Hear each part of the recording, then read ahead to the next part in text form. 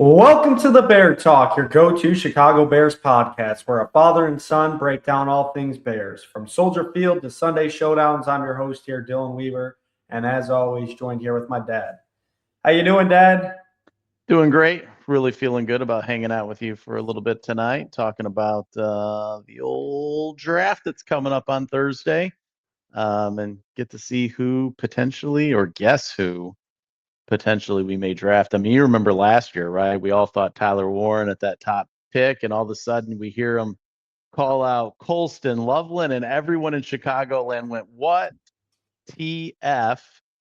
Because everyone's like, "No, Tyler Warren was the guy." And as we were proven wrong, Holston Loveland will be a number one tight end in the NFL probably by the end of this year, based on what we saw with his second half production last year and the magic of Caleb Williams in his second year in the Ben Johnson offense. So, we can have a stab at it. I know we got a lot of people we want to talk about for the needs we have with the team, but might as well pick the lucky lottery numbers tonight because that's just that's how the mock goes.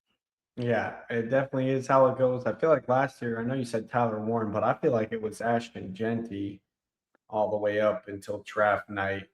That And then was the the Raiders did take him, and it'd be interesting if he was there, if they still would have went with Colston Loveland. Knowing Ben Johnson, I think he would have still went with Colston Loveland because he loves his tight ends. It's how he started in the NFL. He was a tight ends coach, and we saw in Detroit with Sam Laporta how important a tight end is to his offense. So, like you said, it's like shooting darts at a dartboard and hoping they stick on the wall when it's trying to guess these kind of things. But that's the fun of it. Everyone does their little mock drafts. We're not necessarily going to do that, but maybe talk a little bit about a group of players that could potentially be available in that area, which ones we like, which ones we don't like, and at the end, maybe, pick a couple people that we hope to see in a Bears uniform. But like you said, you never know what's going to happen. I think no one thought we were going to take Luther Burden with that second pick.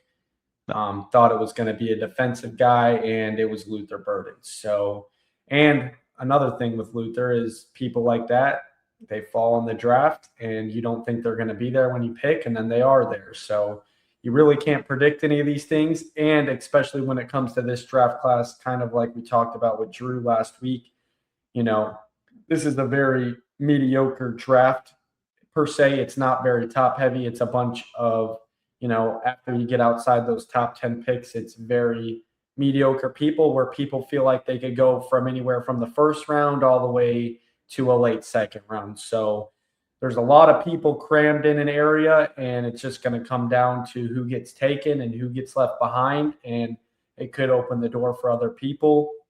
But let's hop into it. I'll lead the way with this. Kind of wanted to talk first about the Bears' needs. You can weigh in your thoughts as well, but I kind of, broke it down into a tier of categories when it comes to the Bears' top needs. Number one for me, I got safety. We traded away, as we talked about on our episode yesterday, traded away Jaquan Brisker, or not traded away. He was a free agent.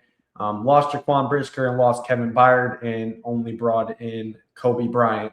Yes, you have Cam Lewis and Elijah Hicks, but those are more special teams / if they have to play, they can play. So safety is top of the board for me when it comes to the Bears' needs this year.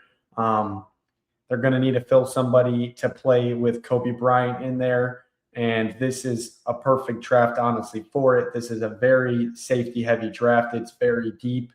You could go all the way back to the third round and still get a pretty good, ready NFL-ready safety to come in and play in your defense. Hopefully, we'll talk about it. The Bears have, one first-round pick, 2 second-round picks, and a third-round pick, but just depends where they draft that safety at. I don't feel like they can go wrong at any of them, but that's why we're doing this episode.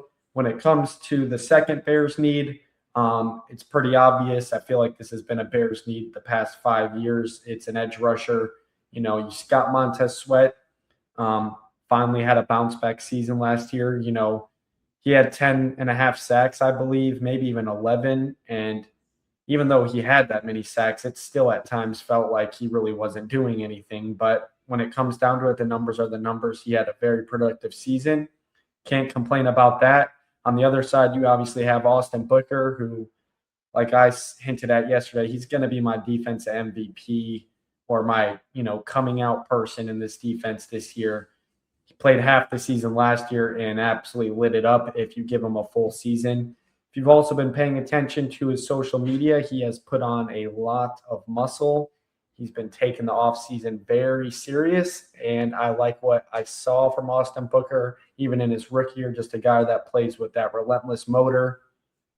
Got a lot of speed to him and doesn't ever give up on plays, but I still think the Bears need waves of pass rushers. And, like we just said with Montez Sweat, we did sign him to a contract, but that contract, I'm pretty sure the Bears can get out of it after this year. So they're going to need to bring somebody in. And I think the more pass rushers, the better, kind of like O-linemen, the more you have, the better, because people are going to go down. You saw it last year. Dio Dengbo went down. Shamar Turner went down. Grady Jarrett went down at one point. So you need waves and waves. The Seattle Seahawks proved that in the Super Bowl last year. They didn't have any flashy guys, but they had a lot of waves, and they were able to affect the quarterback. So I think an edge rusher is someone the Bears will target, which in this draft as well, there's quite a few edge rushers to go after, especially in that first round, which is what I think this first round pick will end up being. Depending on a different set of scenarios that could happen. Maybe they do take safety first round if some certain players fall, but I think edge rushers where they're more than likely to go. Third on the Bears' needs, I'm going defensive tackle. Same thing as an edge rusher. You need waves of these people. Grady Jarrett's coming towards the end of his career. Neville Gallimore, who we just signed, is an older player in the league. We lost Andrew Billings, who was our run stopper, kind of take up 2 blocks and, clog the holes in the middle. We're going to need another defensive tackle in here to fill in. There's people out there this year like Kayden McDonald. He's probably one of the top ones in there. Not really a pass rusher, but he will shut down the run. There's quite a few other ones in there, but he's the one that jumps off to the top of my head just talking about it. And then this fourth one, this is probably debatable. This is where it can get a little bit tricky, but I have center. They obviously brought in Garrett Bradbury, but, it's a 2-year deal. He's an older player. They're going to want to bring in a guy to learn under him and more than likely start next year to, get kind of this spot this year will be, draft and develop type player, let him learn, not really get his feet wet. And if he does have to come in due to injury, he'll be ready to go. But that's my top 4. I didn't know. I'm sure you probably agree with most of it, but maybe the third or fourth spot, if you have some other things in mind, what you were thinking, you can share with us, give us your thoughts. But those are my top 4 Bears needs going into this draft. Yeah, I agree with you in the top 3. Obviously, defense, right? We gotta get that back to the standard of Chicago Bears defense, and quite honestly, we haven't been there in a little while. But number 4, your center spot. While I agree that we do need a center, I think more importantly in 4 is probably a left tackle. That's just my big thoughts there. And we've said for years we need a left tackle. We thought we had that position solidified last season. Unfortunately, the injuries happen. I think you got to edge out the center with the left tackle as being one of the most important positions on the offensive line. While the center is important, calling out defenses, helping with that, the protection on Caleb is crucial. And I think about I think about some of the star quarterbacks that got drafted the same year as Caleb.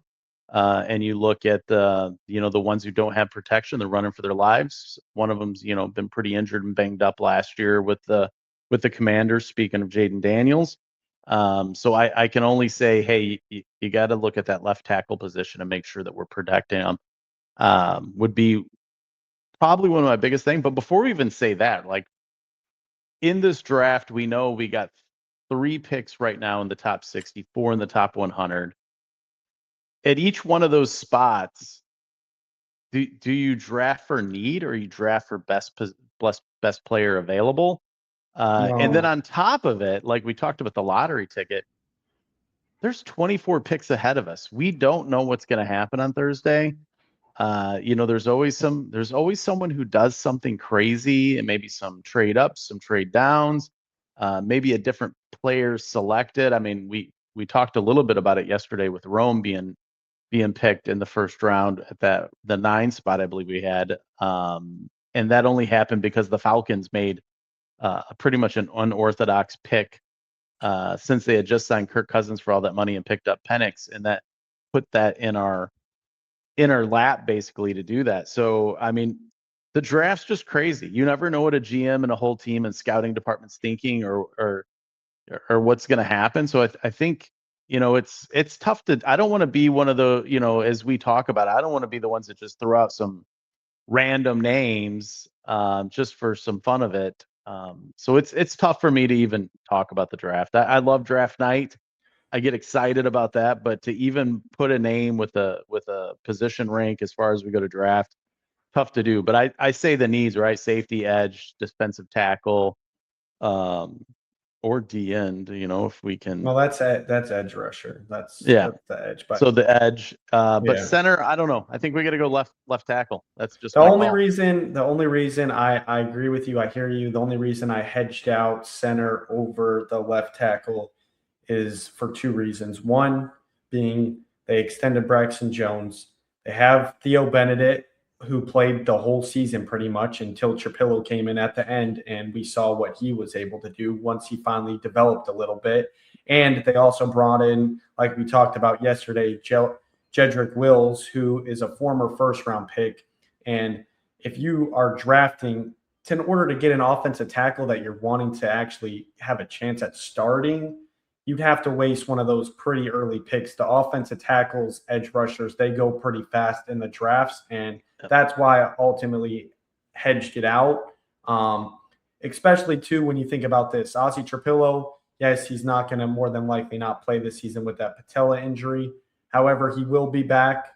He showed a lot of promise come end of the year when he did get – it took him a while to finally get his footing, but once he found his footing, he hit the ground running.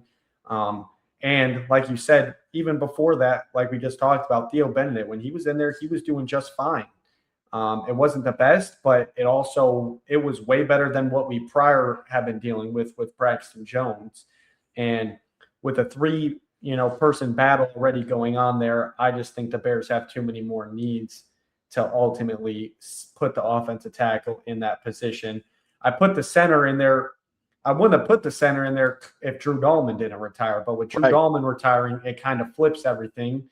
And this is also another deep center class. There's probably 4 or 5 really good centers. And the centers are one of the positions, too, where it's not going to start happening until this late second, early third round where the first one gets off the board. So they don't have to waste one of their top picks on that. That's why it's farther down on my top needs. As we talked about, this needs to be a defensive draft. I still think in later rounds, Ben Johnson might go after another receiver. It wouldn't surprise me either to see him go after a running back with DeAndre Swift on a contract year. Another one that I think is really sleeper, and it wouldn't surprise me, but cornerback is another one. Jalon Johnson's on his contract year. I know we extended him, but he's already up next year. He's up for another contract. And with the injury he went through with last year, and if he doesn't look like the same Jalon Johnson coming up this year that he was prior, he's not going to be a person that's going to be here going the next year. So you got to start thinking ahead. I got to correct you. You said injury. Try injuries. Like, remember, he played, then he got injured, then he came back, then he's injured again. He might be damaged goods. We'll see.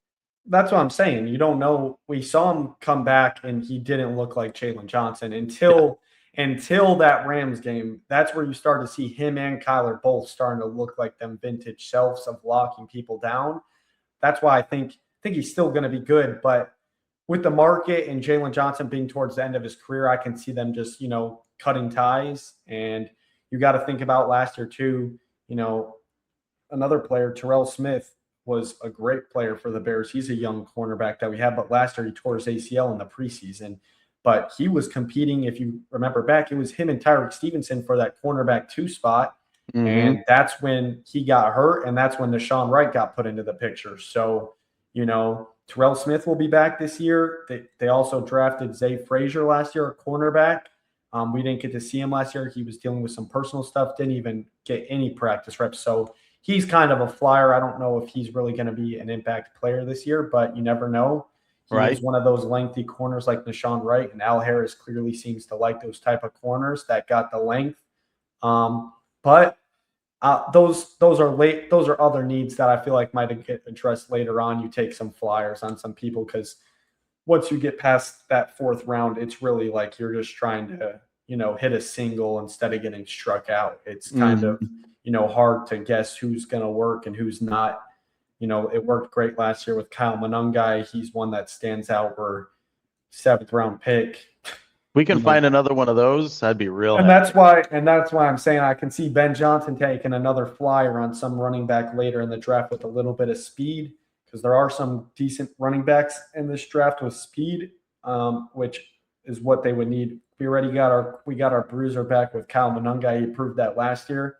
We would just need somebody with that twitchiness, that quickness, to replace DeAndre Swift if he wasn't able to get extended. But those are my top needs. Ultimately, there are a couple scenarios. This is how I look at it. If we just want to talk a little bit, we don't have to necessarily talk specifically who the Bears pick, but when it comes down to this, just thinking round 1, there's one player that if he's there when the Bears pick, I'm running to the podium if I'm Ryan Poles and cashing it in, and that's Dylan Thieneman, safety out of Oregon. He is the number 1 safety in this class, ranked coming into this draft class. He's an absolute baller, played in Purdue in the Midwest, transferred to Oregon later in his career, and he is absolutely electric. He is a super fast corner. Safety, my apologies. He gets after the ball. He doesn't necessarily hit like the Bears have been talking about, where it's a big thumper, but I will say this about him. He is a great tackler. That's the thing. That's what makes up for it. He doesn't go for the big hit, but when he does hit you, he's grabbing both your legs and you're not going anywhere. Very good open field tackler, great in coverage, absolutely can fly. And I think him and Kobe Bryant would be a perfect pairing, and both 2 young guys that would be here for a long time and playing for the Bears with the contracts that they would be on. But there are rumors he's probably going to go late teens, if not early 20s.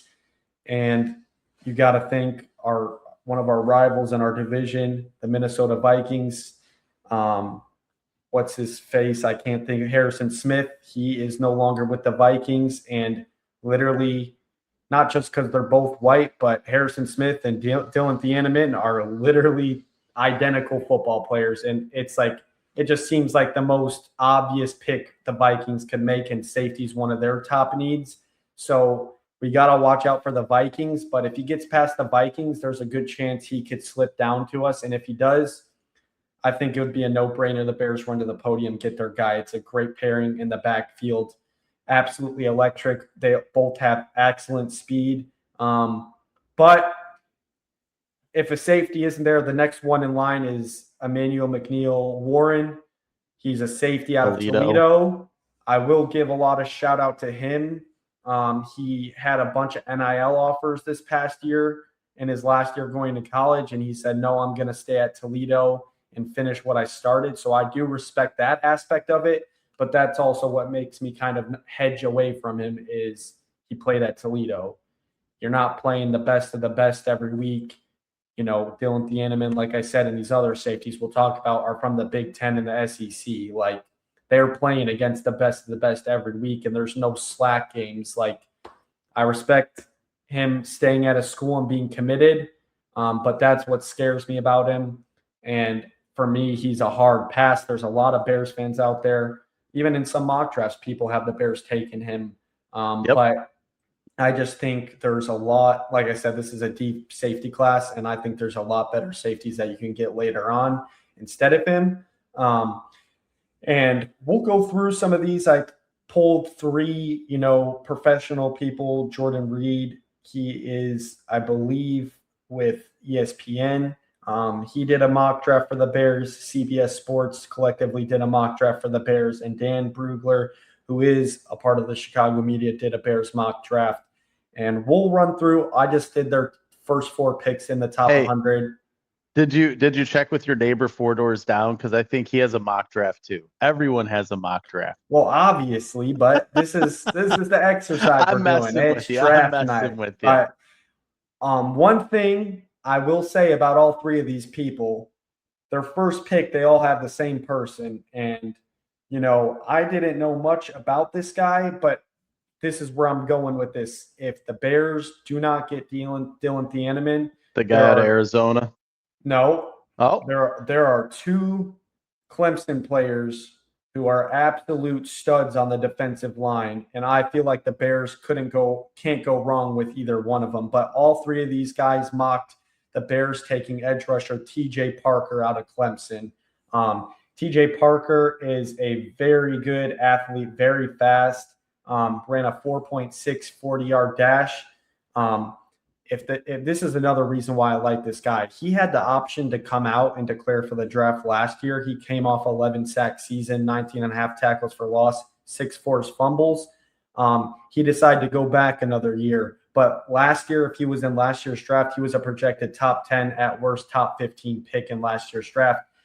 The reason his stock is down this year is because that year he went back, which if you are a college football watcher, you all know Clemson had a very down year last year. Yeah. And it ultimately reflected in his stats due to the fact that if you watch Clemson games, their defense was on the field the whole time, just gassed. Their offense couldn't contain possessions. They couldn't score points. It was defense 24/7, but he still, he had 5 sacks this past year, 9.5 tackles for loss, 3 fumble recoveries. And the other thing that sticks out for an edge rusher, 9.38 RAS score. We talked about this with Drew a little bit. They grade these players on their traits, their speed, their arm length, their size. He tested out at a 9.38 out of 10. But this is a guy that if the Bears pick him, you're not going to hear any complaints out of me. Like I said, last year was it's kind of like Luther Burden. Luther Burden the prior year could have came out, and he was a projected top 10 pick. Then he stayed another year with Mizzou. The offense got bad. It affected his stats. And then on top of it, with the quote-unquote personal issues off the field is what dropped Luther Burden's stock. Kind of similar here with TJ Parker. He had a down season compared to his previous one, and people are kind of writing him off.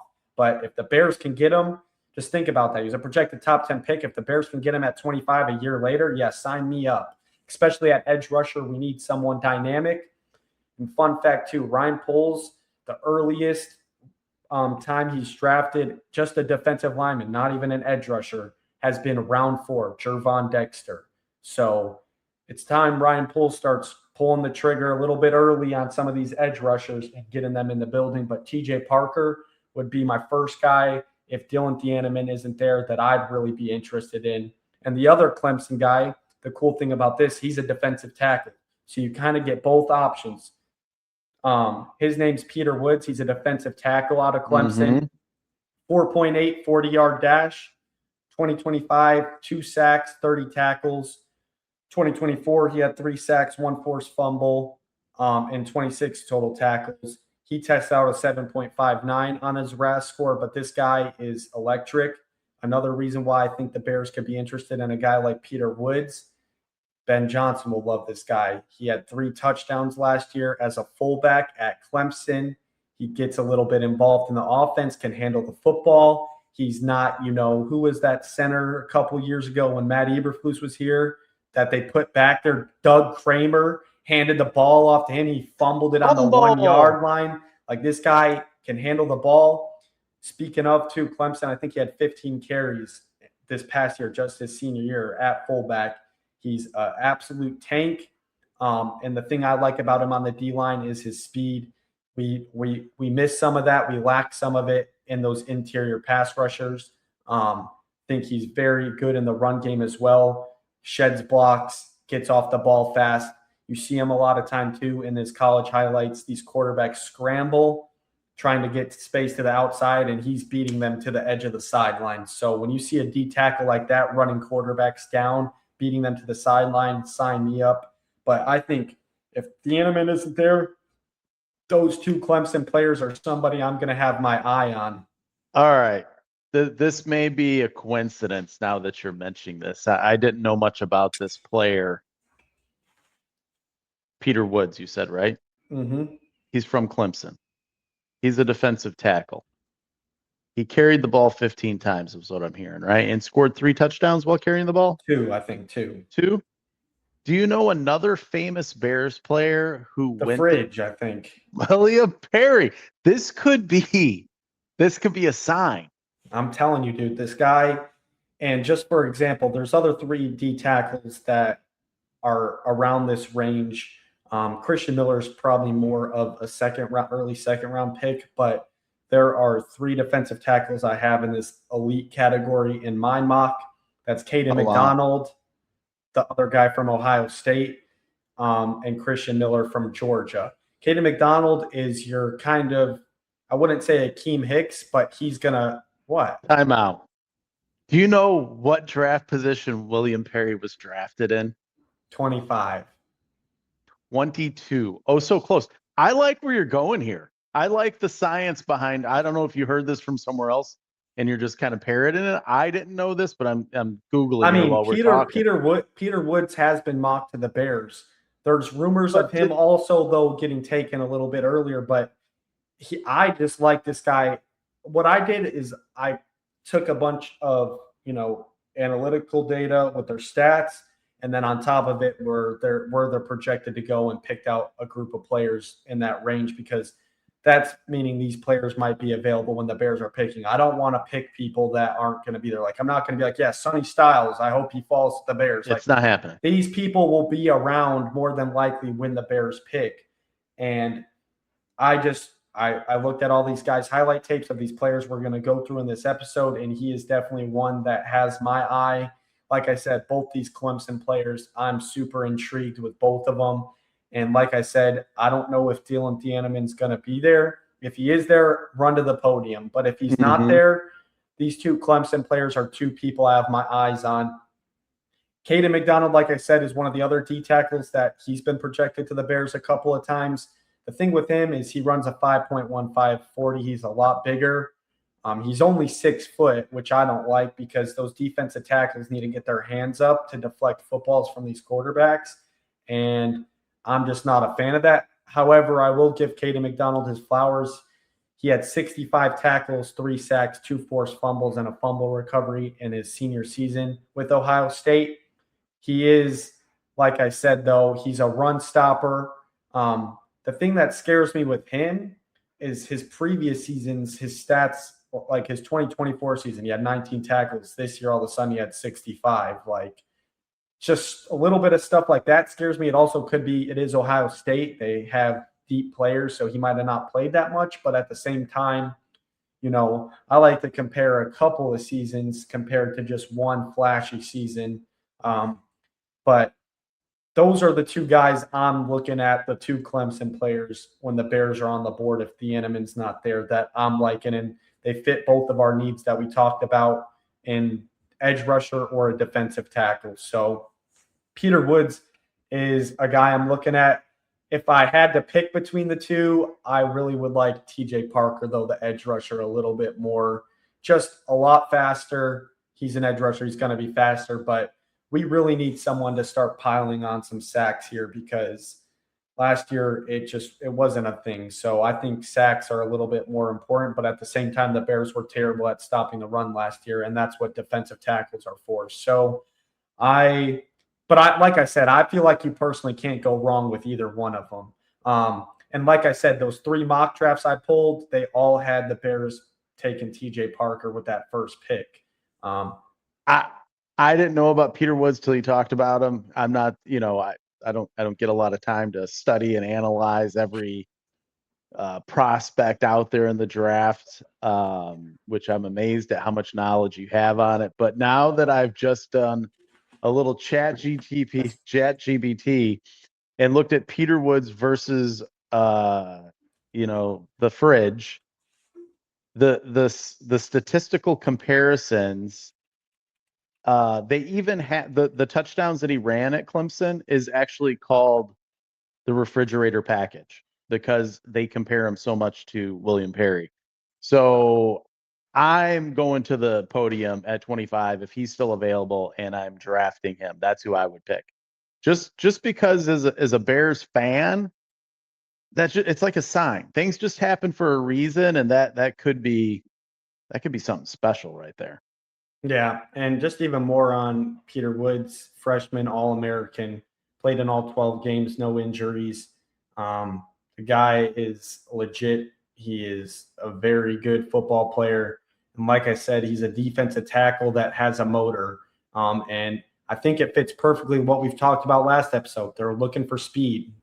That's the whole theme of this Bears defense with Dennis Allen. And I think he fits it perfectly, and that's why I'm kind of shying away from Kayden McDonald. He's a lot slower.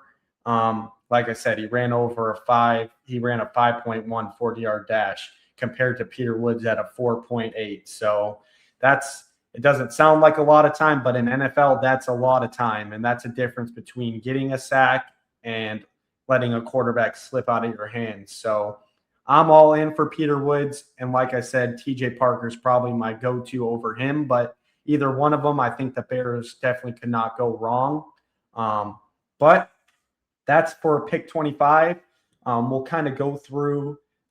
This is where it shakes up a little bit. At pick 57, all three of these analysts had the Bears taking someone else. Jordan Reed with ESPN had the Bears taking Treydan Stukes, safety out of Arizona. There is a lot of people, not a lot of people, but there are some people saying that this safety is even better than Caleb Downs, which Caleb Downs is a projected top 10 pick. Now that's a little bit of a stretch, but even to be in that conversation where people are comparing you to him and saying you might be better, that is a very good player to go after, and it fits the Bears' safety needs.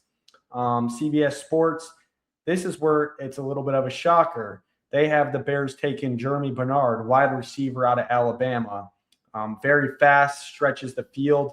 I don't really see this one happening, not this early. I think Ben Johnson will take a flyer later on, but not this early in the draft.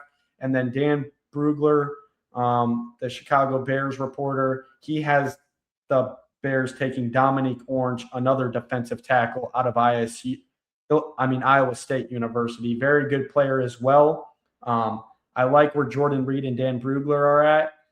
Personally, my favorite out of this is Treydan Stukes. I think, what's impressive about him, and once again, fits the Bears mold. If you look at Treydan Stukes, 4.33 40-yard dash. The guy absolutely flies around the football field. 52 tackles last year, 1 sack, 4 interceptions, 6 pass deflections. So what I like to see out of this safety is he has a sack. You watch his film. He's on the line. He can play in the box. He can play outside. With him, it fits Dennis Allen's scheme perfectly. You saw it last year with Kyler Gordon, Jaquan Brisker. They line up on the line, and they're part of the blitz packages at times. Yep. So with him, seeing him have a sack is really encouraging, because some of these other safeties that I have compared with him around that range are A.J. Haulcy from LSU and Jalon Kilgore. I watched a lot of their film. They do play in the box, but no blitzing, no sacks out of them. So I think Treydan Stukes is a very good player if you can't get Thieneman in that first round, because with one of their 2 second-round picks, the Bears are going to definitely take a safety if they don't get in the first round, and all these players should be there, or one of them should be there when they pick. But out of all 3 of those guys I just mentioned, Treydan Stukes, I think, is a really good guy. He's out of Arizona, which is a little scary, kind of like what I said with the whole Toledo thing, not really playing the best team, still playing some better competition, but it's not Arizona State, University of Arizona. Yeah. They're not really playing the best of the best. But like I said, 4.33 speed, and he does fit the Bears mold of come down, hit the football. The guy, he hits hard, and he comes flying downhill. And the thing with Treydan Stukes, the only thing against him, I think he did play 5 years in college. So he's going to be a little bit older, which is a little bit scary. If you want to take a little bit of a flyer, not a flyer, but if you want to go with someone younger, that's where you're looking at Jalon Kilgore out of South Carolina, 4.40 40-yard dash, 54 tackles, 2 fumble recoveries, 2 interceptions, and 10 pass deflections. Played in the SEC, very good football player. And the thing I like about Kilgore a little bit too, back-to-back seasons, he played a lot, and the production was exactly the same. I will say, though, with both Kilgore and Treydan Stukes out of that RAS score, Stukes tested out at a 9.95, so literally 0.05 off of a perfect score. And even more impressive, Jalon Kilgore, 9.97 out of South Carolina on that RAS score. So both of those players I like. I like A.J. Haulcy a lot, too, out of LSU. The problem I've saw on tape with him a little bit, although they were a part of his highlights, he's one of those safeties that just come down and shoulder hits you. And in the NFL, that's not going to work as much. You need to wrap up and bring your guy to the ground, not just throw a shoulder at him on the sideline. So he's, a hard hitter, but he doesn't necessarily tackle the best at all times. And that's why, if they do take one of these safeties in the second round, I like Kilgore a lot, and I do like Stukes. Both are faster. Like I said, they're just freak athletes, and they play the way Dennis Allen is looking to play.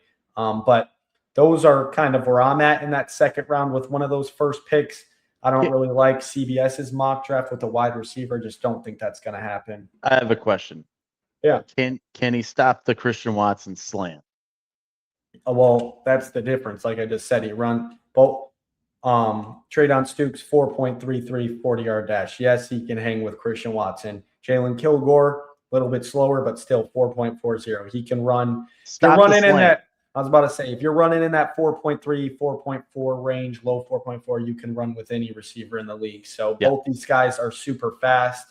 And like I said, if Thieneman isn't the Bears' first pick, these are 2 safeties that I'm going to have my eye on in the draft, see where they go. When it comes to the analyst, we pick literally, that was pick 57 if we were to take him, and then pick 60, 3 picks later. Here's where the analysts have the Bears taken. One of us has taken Grayson Holton, my apologies, defensive tackle out of Oklahoma. Drew would like this one. One of them has him taking Jake Goldie, linebacker, Cincinnati. Not his prospect, but one of his prospects' teammates. Yep. Which I don't.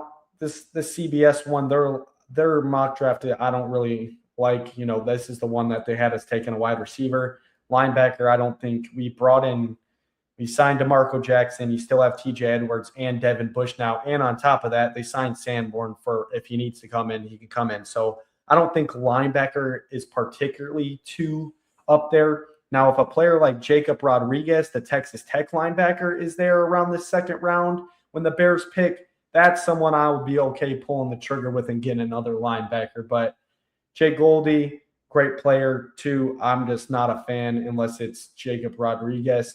And then Dan Brugler, he has at pick 60, who we just talked about, the Bears taking Jalon Kilgore, safety, South Carolina. So it all depends. I think it's going to be in the order of safety, either one of the order, safety, D tackle, edge rusher. It's going to be in that order. It just really depends, how the Bears evaluate it. And it ultimately is going to come down to just how the draft falls to them. Certain players might be there at the certain time, and that's what the position they're going to go with. Probably whoever's, rated more highly on their board, because Ryan Poles does draft on a best player available, mindset. He doesn't draft, need like over everything. So it will just come down to who's available out of those 3 positions, and whatever players rank the highest on their board is probably who they'll go with. But when it comes to the last pick that they have in the top 100 at pick 89, this is why center's up there pretty high for me. All 3 of these guys have the Bears taking a center in that 3rd round.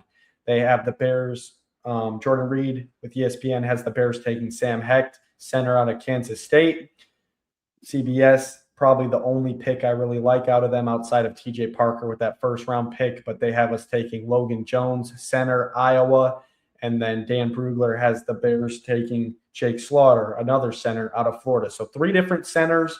But like I said, the Bears are definitely going to draft a center in this draft and develop them behind Bradbury, as it's a very important need. I like all 3 of these guys. If I had to pick my favorite, I'm probably going with Logan Jones. He's an Iowa lineman. You can never go wrong with Iowa linemen. Big Ten linemen, they're really good. If I had to pick, I like Sam Hecht a lot too. A lot of stuff correlates to the zone scheme that they ran over there at Kansas State. They said it would fit Ben Johnson's scheme almost perfectly. So when you're looking at these type of players, you also got to keep in mind the stuff that Ben Johnson likes to do and which players would fit that scheme the best. A lot of people say it's Sam Hecht. So, if that's him, I'm okay with it. But like I said, I think for once in our life, that those words carry weight, right? Like fits Ben Johnson's scheme. Like for the last 20 years, you could have said fit their scheme, and you're like, I don't know if that coach is going to be here in another year. Yeah. Ben Johnson's going to be around a while. Yeah, exactly. And that's why I just really think they're going to get a center in here. To one, I'm not necessarily saying he's going to play. He's going to come in and learn and develop and learn everything and sit here, which I think is amazing for a center because, like I said, you're going to see a bunch of different fronts. You're going to see stuff that you don't see in college. You'll see a bunch. For example, Brian Flores in our division in Minnesota. You'll see him line up literally 10 people on the defensive line, and you have to figure out as a center who's coming, who's faking it, and set everything up and communicate that to your quarterback. It's a lot to ask out of a rookie, and I'm totally fine with drafting one, especially in the 3rd round, and letting them develop under Bradbury, who's a veteran center, been playing in the NFL, and can teach him and kind of take him under his wing. It's about time the Bears – that's how the Bears are kind of trending in a right direction. Before, it didn't matter about developing. It was just you're in there, you're playing, we're throwing you in the fire. Now we got an actual coach here who understands how football should work and how a front office should work. And this is the point where you bring in players like this that maybe might not start this year, but they're down the line. It's a farm system. You keep bringing people in to keep developing. So when their number is called, they're ready to go. So I totally, I really like how all 3 of them went with a center and with that 3rd round pick. And that's, like I said, that's when the centers are either going to start going late 2nd round, early 3rd round. That's when the first one will probably come off the board. It's probably just going to be a matter of who's available. But I really do like all 3 of those centers, and I wouldn't have a problem with either one of them coming in here. But those are kind of, these mock drafts. I just pulled a couple of analysts all from different spaces, just 3 of them to look at. And we didn't want to, you agree with me. We already said it's like throwing darts at a dartboard, but you go anything past the 3rd round, you're literally, if you hit, go buy a lottery ticket because you don't know who's going to be available. You don't know anything the Bears are thinking. And especially with Ryan Poles, like we talked about yesterday, outside of that Rome Odunze pick, everything he's picked and drafted, we've all been like, oh, we didn't see that coming. Like Ryan Poles does a really good job. Even today they had the press conference, before the draft, and they hit a lot of stuff close to their chest, denied a lot of answers and pushed them away because they don't want to show their cards, to the people they're going to be drafting against. So it's all a surprise. We don't know what's going to happen. We could have just talked about TJ Parker and Peter Woods for 30 minutes, and the Bears might not even draft them. But that's what the fun of it is. You get to, envision yourself being a GM of the Bears and kind of say what you think you would do. And if it happens, if it goes along that way, it'd be cool to see. But at the same time, it's also, you just start rooting for players to get drafted. Last 2 years ago with Rome Odunze, I've never been so sure on a guy I wanted the Bears to draft. And the whole Bears fan base kind of got behind it too. And Rome Odunze, I still think it has a very bright career in front of him. That injury held him up last year, but it's really cool to root for some of these players. And then hopefully the Bears maybe draft one of your guys. And then, then you build that bond with them when they get drafted and you root for them on the team. So I think it's a really cool activity. There's some other people we can talk about that one person in particular that has been mocked to the Bears by quite a few people that I am not a fan of is Zion Young in that first round. He is an edge rusher out of Missouri. The problem with him that I have is he's built exactly like Montez Sweat. He's not a speed rusher. He's a power rusher. He's going to try to blow through you, which isn't a bad thing. I know you got your Myles Garrett's out there. You got people like that are the bigger body DN edge rushers. But since we have Montez Sweat already, we need speed. And I think, like we talked about with Dennis Allen wanting speed, I just don't think this is a guy that, not saying they're not interested in or didn't look at, but I just, I'm not the biggest fan, but there are a lot of mock drafts out there that probably the majority have the Bears taking Zion Young out of, the edge rushers. It's just he's not the guy I'm looking for the Bears to take with that first pick. If he's available now in the second round at pick 57, all right, sign me up. But first round pick, you need to make sure you're getting an elite player. And I just don't know if he quite falls under that category. Yeah, I just think the last time any player named Zion was drafted and was touted highly, we know how that worked out. So Yeah. I would like to steer clear of anyone named Zion. Yeah. Another player, too, another edge rusher that's been mocked, Keldrick Falk. He's kind of similar to TJ Parker. Not this season, but the previous season, he had a really good season. But this past season, I mean, TJ Parker still had 5 sacks. This guy had 2 sacks in his senior season out of Auburn, and he didn't have a sack for 2 months in 2-month time span. So I'm another person steering clear away from that. I'm not trying to take a flyer, not a flyer necessarily, but I'm not in the camp of, draft a player because of their traits and it's going to translate. I'm not that, there are a lot of GMs that they care a lot about your wingspan, stuff along those lines. And if you fit the traits, they think you're going to work out no matter what. I'm the guy, let me put on your highlight tape or let me watch you play. And if I see good football, that's who I want on my team. I'm not taking any chance on players that because of their athletic traits. I'm all for that in the later rounds. In the early rounds, don't tell me you're betting on somebody's traits.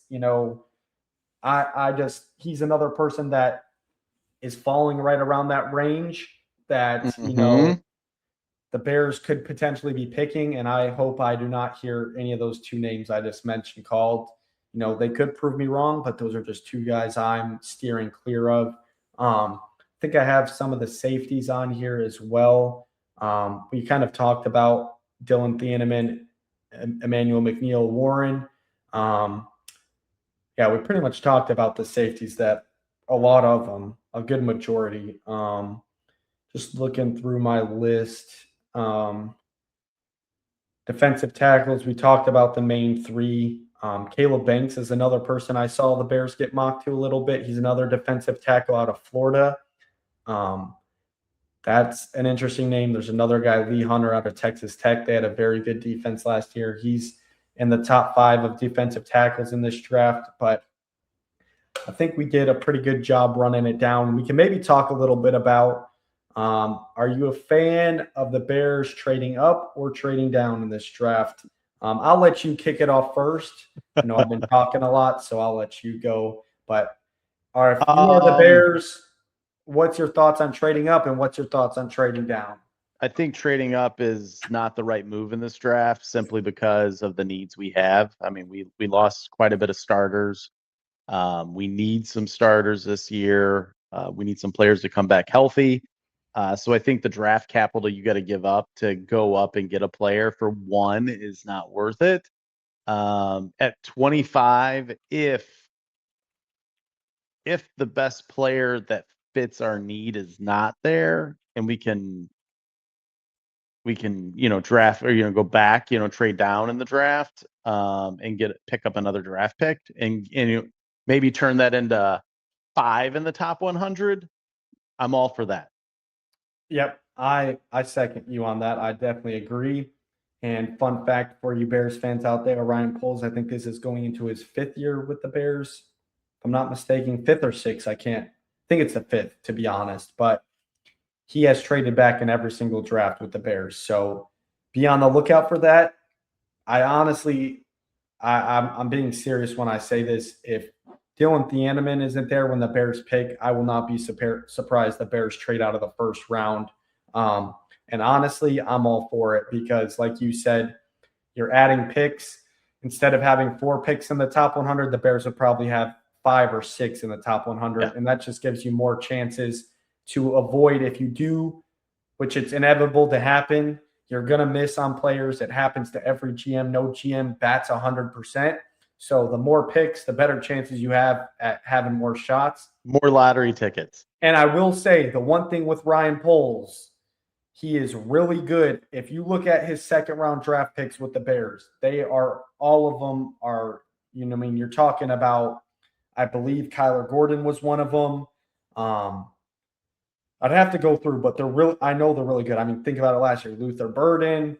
There's a bunch of second round picks that he has hit on, and I'm totally okay if you give him 6 picks in the second round, which would be crazy, but are not 6 picks necessarily in the second round. But they move back, they'll probably get 3 to 4 second round picks. So I'm all for that.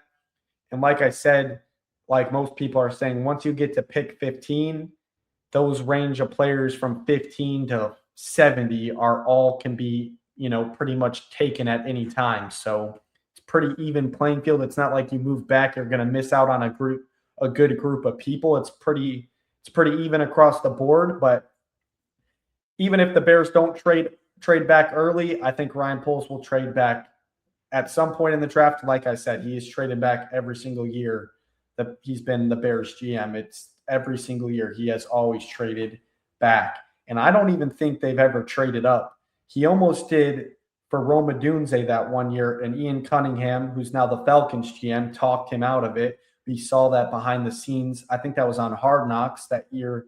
The Bears had Hard Knocks, and we got to see that conversation. Ryan Poles was, we need to trade up. We need to trade up. Ian Cunningham told him, relax, trust our board. It's going to fall to us.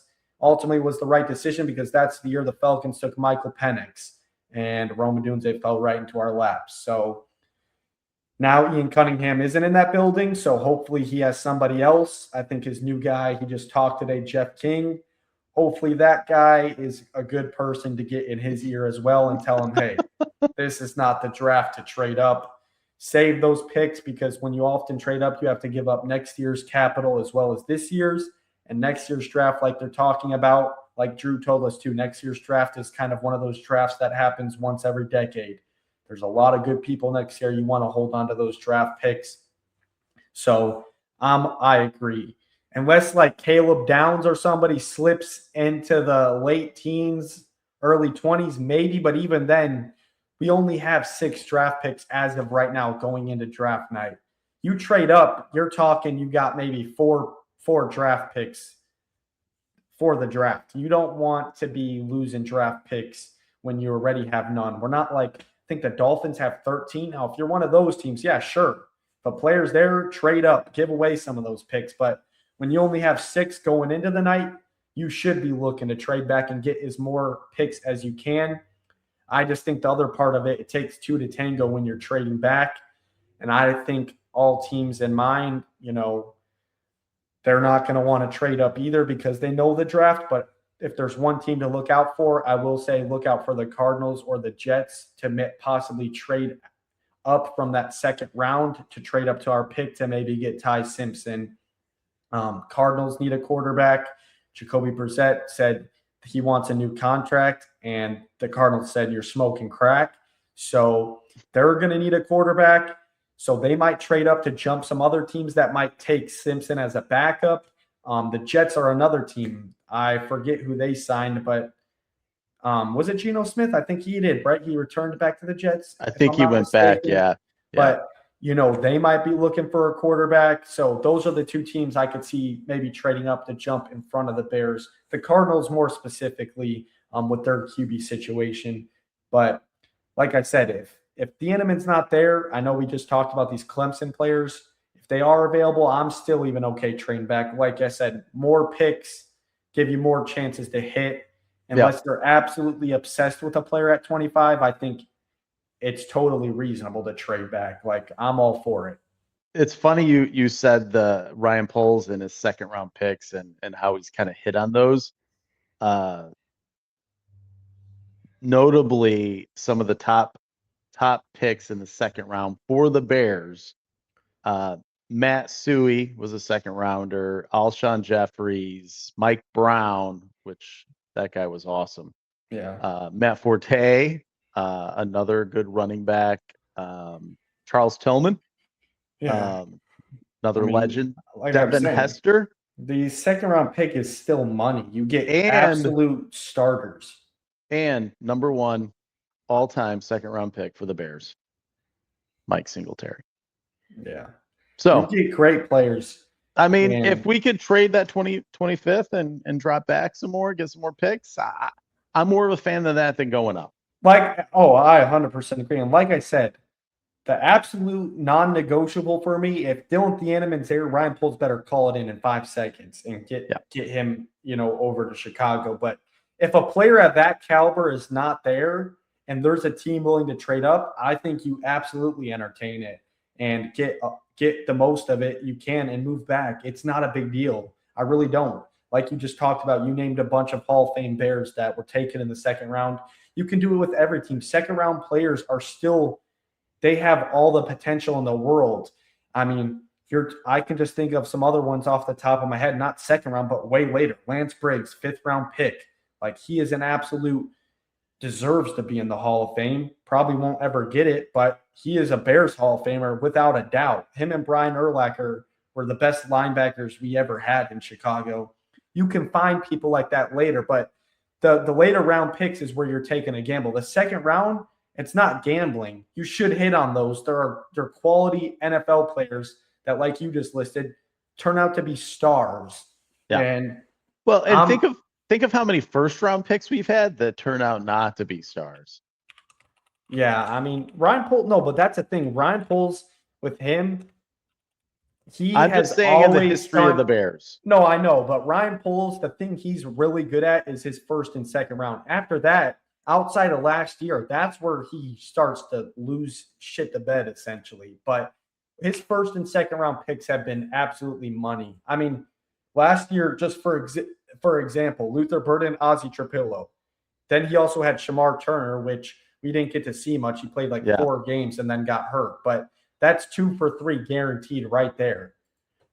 Now, before we close out, I think we got to talk about one last thing because it's the draft, right?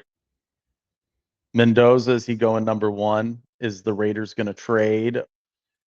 And if they do draft, how does that work out? Because we remember how it worked out for him with Jamarcus Russell. I'm sorry, what did you say? I was looking at something. I was talking about Mendoza and the Raiders. Do the Raiders actually keep the pick and draft Mendoza? Do they trade it away? No, are the Raiders scared? Are they scared it's another Jamarcus Russell?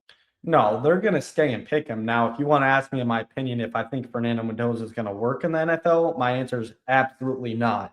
These people that think he's going to work, in my opinion, are smoking crack. Dan Orlovsky's been getting a lot of heat because he's been saying Ty Simpson's the number 1 quarterback, and I couldn't agree more with him. Fernando Mendoza, if you put any other, let's just take, for example, let's take Caleb Williams' class. Fernando Mendoza is not getting drafted to the 5th round. That was a stat class, though. No, I get it, but that's my point is if I'm the Raiders, I'm trading the heck out of there.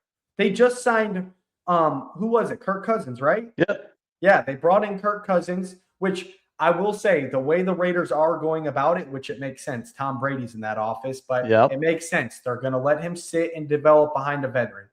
Totally the right way to do it. Mm-hmm. I just think even with that, I don't think Fernando Mendoza is the guy. In college, he did have great plays, but he also he had one of the best defenses in football where they would barely give up 10 points a game. They're asking him to get 2 touchdowns a game when it comes to these big games.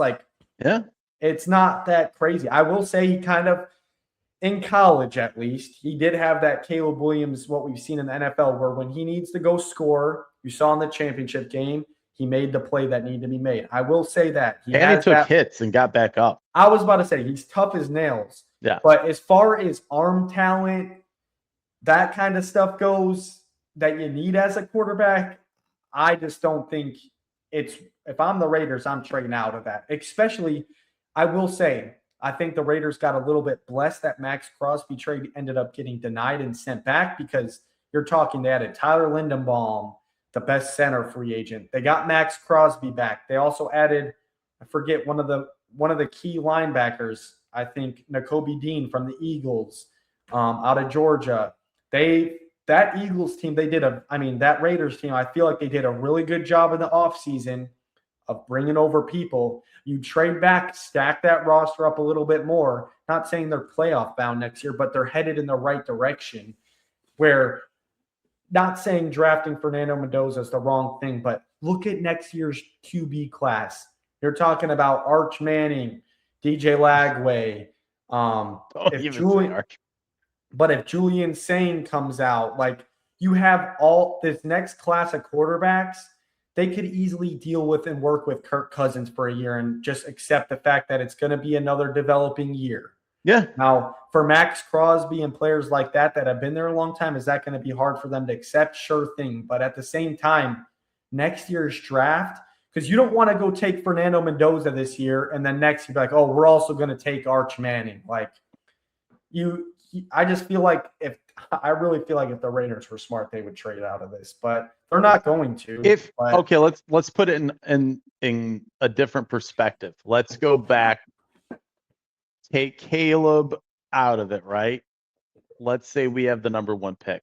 Do you want us to go with Mendoza, or do you say trade? See you later. I'll take another year of sucking for the next quarterback class, because it's like I said, that next class is stacked. Talk a little bit more. Let me just bring up these names because I don't know them off the top of my head. Well, I have another question since you answered that. So we got Mendoza, we got Simpson, we got Nussmeier, we got Carson Beck, Drew Aller, yeah, and my guy. I know you don't like him, Diego Pavia. Yeah, he ruined all his draft stock, but well, he's got a serious mouth problem, but yeah, that's what I'm saying. I like him too, Dad. He's a great. I actually think he's a good player. His height's a little concerning for the NFL, but at the same time, I think he brings that swagger, that confidence to a football team. But his problem is he runs his mouth, and no NFL team. I'm just being honest. You don't want at that high level, the professional level. You don't want a court like in college. That kind of stuff works. You want a little bit like that. But when you're talking about the pro, people will get behind it. But when he's doing dumb stuff outside of football, you don't want that on your team. Here's my question, since you brought up Brady, right? Brady, 7th round pick, ends up being one of the best QBs of all time. Obviously, a lot of QBs were drafted before him. You want to start comparing this guy to Tom Brady? I'm not comparing anybody. I'm saying out of the available QBs in this draft, you don't have a lot of confidence in Mendoza. Who do you think will be the one that rises to the top? Ty Simpson. You think Ty Simpson? 100%. You don't think he's a product of Alabama? Well, Alabama quarterbacks don't work out in the NFL. That's what I'm saying. But with Ty Simpson, I am a Dan Orlovsky fan. I do like to watch a lot of his breakdowns. He used to play the QB position. Granted, he was terrible in the NFL when he did play. He has that infamous clip of him running out of the back of the end zone and giving up a safety. But he does know football. He does know tape. He knows how to play the position. And when he breaks it down, you can see it. Even if you're an average football watcher, go watch Mendoza's highlights. Go watch Ty Simpson. A lot of Mendoza stuff, the first read's open, he throws the football. Ty Simpson, you see him 1, 2, 3, actually scanning a field, finding the open guy, stepping up in a pocket, delivering a throw. Just a lot more harder throws with a lot more touch that I think is more NFL ready than Mendoza. I did have, before the college season started, I actually did like Garrett Nussmeier a lot, but this past season, he was just, he looked terrible. Yeah. I think coming into the year, he was the number one quarterback before the season started. And then obviously, as the season goes, everything changes. People's draft stock goes up, goes down as the season goes on. But I think before the season started, he was the number one quarterback going into the season. But I just didn't really like what I saw out of him. Drew Aller, I just think he's a product of college football. I don't think that's going to translate to the NFL. But if I had to pick, I think Ty Simpson. He can stand in the pocket, deliver a football, and then on top of that, he also has that ability to run if he absolutely has to. But he's a pass-first quarterback. And like I said, I just saw a lot more of him having to identify defenses and scan the field and go through multiple reads where, Mendoza did as well, but at the same time, a lot of his stuff was not schemed open, but just one, he looks to his first read, it's there, he throws the ball type stuff. So if I'm picking in this class, I agree with Dan Orlovsky. I think Ty Simpson's the best quarterback, and that's the fun thing about it. It happens every year. We saw it with Caleb the first year. People like Jaden Daniels. Now, if you ask people today, unless they're just the Jaden Daniels, fanboy, most people would say they take Caleb Williams. No, most people are saying Drake May now. They got off. Well, no, but I hear you. I said just Jaden or Caleb. I'm saying, okay. though, after that first year, it was all Jaden. Oh, yeah. Rightfully so. He went to the NFC Championship game, did his thing. But that second year, we talked about it yesterday. It was his whole reason why people were worried about him coming into the draft. Yep. He's not big enough. How is it going to be taking NFL hits? And we saw what happened. 6 different body parts in one season. I mean, that is not sustainable longevity. Now, you can have those one-off seasons like he did his rookie year, but that's the other thing. When you're a rookie, they don't have tape on you in the NFL, so a lot of it works. They had a whole offseason. All these teams had a whole season of tape on him, and guess what they did? They took away his running and said, throw the ball, and he was not as efficient, and you started to see it happen. So that's why I always say it's a long career, and I'll agree. Most people would say Drake May, but let this stuff play out. These people have long careers. I still think at the end of the day, Caleb's going to come out on top. I would agree with you now. But it's these people have long careers. As much as I give Packers fan crap too about the Matthew Golden pick and not taking Luther Burden, Luther Burden had the way better season, but they have long careers. Matthew Golden could have a great season this year now that they trade away other wide receivers. I just like letting it play out before. Like, I have buddies, Caleb Williams already. He's starting QB. He can't get any better. Like, all right, guys, like, let's relax a little bit. Caleb Williams shut people up. I think him and Drake May is pretty 50-50. If you were to ask people, I think Drake May has a slight edge. Obviously, been to a Super Bowl now, but when you look at it, it's more 50-50. And think about it. The year before, though, Drake May wasn't even in that picture. That's the whole point. His rookie year, he was like 4th, probably behind Bo Nix. It was like Jaden, Bo Nix, Caleb, 2 or 3, and then Drake May. And now all of a sudden, Drake May's on the top. Yep. Every season, it fluctuates. It can change. Those are the conversations you have once their careers are over, and you can argue. The cool thing is you got that class of quarterbacks that it's going to be fun to watch for years to come. And you're right. It's a career. Let's look at it when it's all done. But I think we got the better end of it, and we're going to see that trajectory continue and be excited about the draft pick that we did do. So cool. Awesome. But I think we did a good job. Talked a little bit about some prospects. Let's close it out. One last thing. Your first overall, or not first overall, your Bears first pick. If you had to pick a guy, who you taking? You sticking with Peter Woods just because of the whole parallels, or who do you want? I got to take Peter Woods because of the parallels. It's freaky, and you think about the 85 Bears, right? And what they were in 84 and 83 and kind of leading up to the Super Bowl and what they had to do and the players they acquired and put together that team. You had the coach with Ditka. You had Buddy Ryan on the defense. We got Dennis Allen. We got Ben Johnson. I mean, Peter Woods, your guy. It just feels You like, got that sticky note that says Peter Woods no matter what. well, I had that sticky note a few years ago, and I'm so glad I threw it away. But I wouldn't mind it. Like I said, any of those Clemson guys, I'm totally okay with. My guy, he might not even be there, but I'm gonna stick with him. He's got my same name, but Dylan Thieneman from Oregon, that safety. If he's there, that's my pick where I would be absolutely ecstatic. But I think that'll close it out for this show. We are going to do a live show on draft night. So if you are watching, make sure to tune into that. We will be live the whole time. We got it all figured out. The YouTube part for sure, the TikTok part, I'm still trying to figure out a little bit, but definitely YouTube for sure. We will be live streaming the whole draft, hanging out, going through it. It'll be a long night, but it will be fun.